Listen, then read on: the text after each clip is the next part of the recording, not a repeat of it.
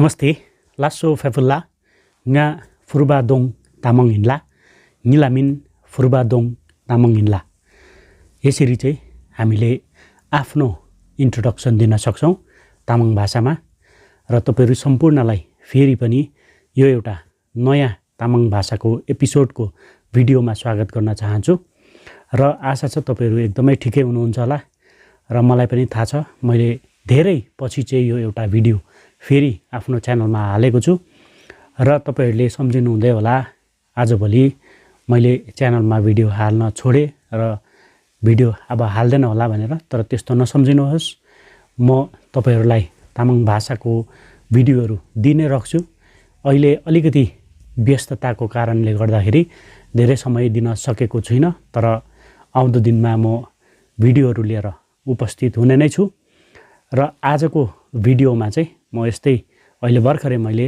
nga फुर्बादोङ Tamang हिन्ला भनेर भनेको थिएँ म फुर्बादोङ तामाङ हो भनेर र निलामिन फुर्बादोङ तामाङ हिन्ला यसरी पनि मेरो नाम फुर्बादोङ तामाङ हो भन्न सकिन्छ र यस्तै प्रकारको भिडियोमा हामी सेन्टेन्सहरु आज सिकाउँछौं र केही शब्द पनि सिकाउँछौं र यदि तपाईहरु एकदमै नयाँ हुनुहुन्छ भने यो मेरो च्यानललाई सब्स्क्राइब गरेर चाहिँ तपाईहरुले मेरो 300 भन्दा धेरै भिडियोहरु हेरेर तामाङ भाषा इजिली सिक्न सक्नुहुनेछ यदि तपाई जिरो हुनुहुन्छ भने चाहिँ मेरो च्यानलमा चाहिँ एउटा प्लेलिस्ट छ 31 डेज 31 भिडियोज भन्ने त्यो 31 वटा भिडियोज चाहिँ तपाईहरुले 31 डेज सम्म हेर्नुपर्ने हुन्छ अनि त्यहाँबाट चाहिँ तपाईहरुले केही न केही अवश्य सिक्नुहुन्छ भन्ने मलाई लागेको छ र अब चाहिँ हामी आजको भिडियोमा जान चाहन्छौं भिडियोको कुरा गर्दाखेरि चाहिँ अब निलातिम खरसाङ दार्जिलिङ रि हिन्ला निलातिम खरसाङ दार्जिलिङ रि हिन्ला मेरो घर खरसाङमा हो जुन चाहिँ दार्जिलिङ डिस्ट्रिक्टमा पर्छ भनेको मेरो घर खरसाङ दार्जिलिङ डिस्ट्रिक्टमा हो भनेर भनेको र यसरी तपाईहरुले पनि भन्न सक्नुहुनेछ मेरो ठाउँमा चाहिँ आफ्नो नाम लगाएर अनि तपाईले आफ्नो ठाउँको नाम यसरी युज गरेर चाहिँ सेन्टेन्स बनाउन सक्नुहुनेछ इजिली र त्यसपछि चाहिँ राङ खाला हिन्ला राङ खाला हिन्ला यसरी चाहिँ तपाईहरुले तपाई को हुनुहुन्छ भनेर प्रश्न सोध्न सक्नुहुनेछ राङ खाला हिन्ला राङ खाला हिन्ला यसरी चाहिँ तपाई को हुनुहुन्छ भन्न सक्नुहुनेछ र अब अर्को आले तिम्री निजी आले तिम्री निजी आले धिम्री निजी यसरी पनि भन्छ र आले भनेको भाइ हो भनेर तपाईहरुलाई थाहा नै छ र धिम्री घरमा हो निजी गयो यसरी चाहिँ आले धिम्री निजी तिम्री निजी यसरी भन्न सक्नुहुनेछ इजिली र अर्को सेन्टेन्स चाहिँ छ आङ्गा दार्जिलिङ रि निजी आङ्गा दार्जिलिङ रि निजी आङ्गा भनेको बहिनी हो त्यो पनि तपाईहरुले जान्नुहुन्छ मलाई आशा छ आङ्गा भनेको बहिनी दार्जिलिङ रि निजी दार्जिलिङमा गयो यसरी चाहिँ तपाईहरुले भन्न सक्नुहुनेछ अब यो दुईटा सेन्टेन्स मात्रै मैले भने तपाईहरुलाई तर यो दुईटा सेन्टेन्सलाई हेरेर तपाईहरुले धेरै सेन्टेन्स बनाउन सक्नुहुनेछ जस्तै जोजो दार्जिलिङ रि निजी हो आङ्गाको ठाउँमा जोजो लायो यसरी चाहिँ तपाईहरुले सेन्टेन्स बदल्न सक्नुहुनेछ यो दुईटा सेन्टेन्स हेरेर मात्रै भए पनि र अब जसरी हामीले मुला भनेको छ भन्छौं आरे भनेको छैन भन्छौं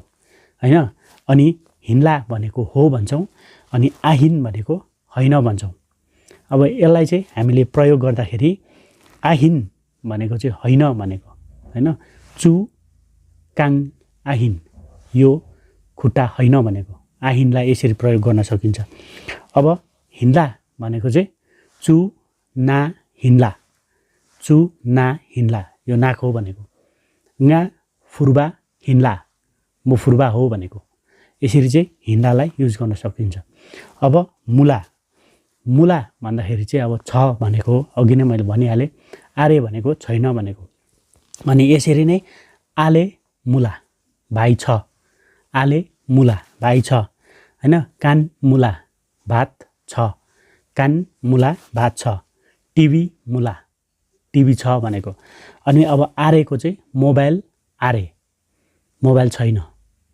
घडी आरे, घडी छैन। अनि आङ्गा आरे, बहिनी छैन। अनि त्यसपछि टाङ्का आरे, टाङ्का आरे, पैसा छैन भनेको। यसरी चाहिँ आरे अनि मुलालाई तपाईहरूले युज गर्न सक्नुहुन्छ। अनि हिन्ला र आहिनलाई पनि युज गर्न सक्नुहुनेछ। अब त्यसरी नै अर्को दुईटा शब्द चाहिँ छ टिम अथवा चिम, अनि त्यो भनेको चाहिँ रहेछ। टिम अथवा चिम भनेको चाहिँ रहेछ। अनि अर्को चाहिँ रहेको छ आरेम, आरेम भनेको चाहिँ रहेनछ, रहेछ अनि रहेनछ। टिम अनि आरेम, यसरी चाहिँ तपाईहरूले भन्न सक्नुहुनेछ।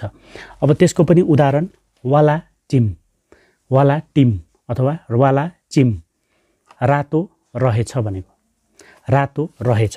त्यसपछि तारा चिम, सेतो रहेछ अथवा तार चिम, सेतो रहेछ, यसरी भन्न सक्नुहुनेछ। कान चिम अथवा कान टिम, भात रहेछ। अब यसरी नै रहेनछ भन्दाखेरि चाहिँ आरेम, ज्याबा आरेम, राम्रो रहेनछ, ज्याबा आरेम, राम्रो रहेनछ।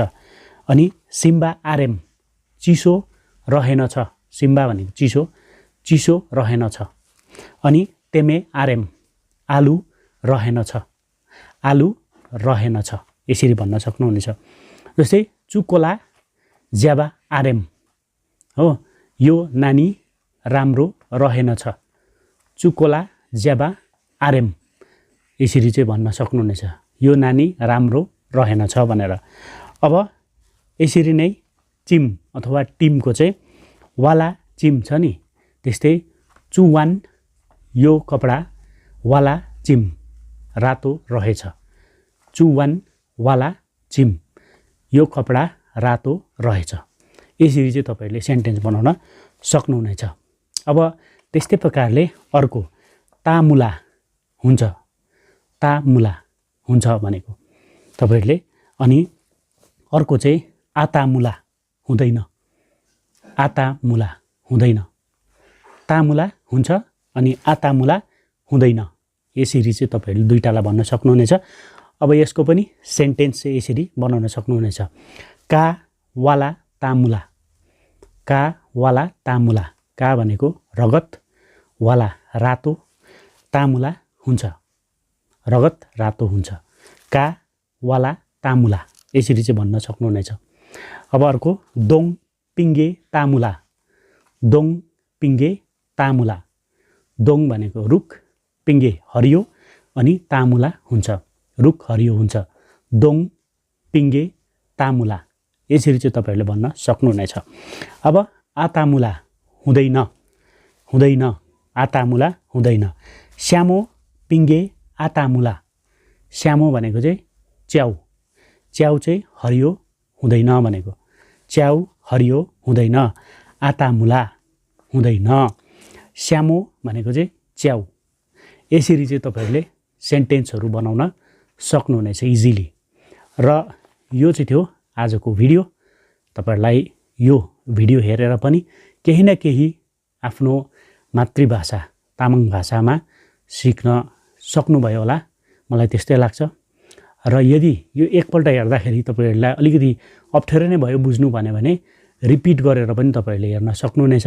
र मेरो च्यानलमा धेरै भिडियोहरू छ, सजिलो सजिलो पाराको भिडियोहरू पनि मैले धेरै बनाइसकेको छु, तपाईँहरूले हेरेर सिक्न सक्नुहुनेछ।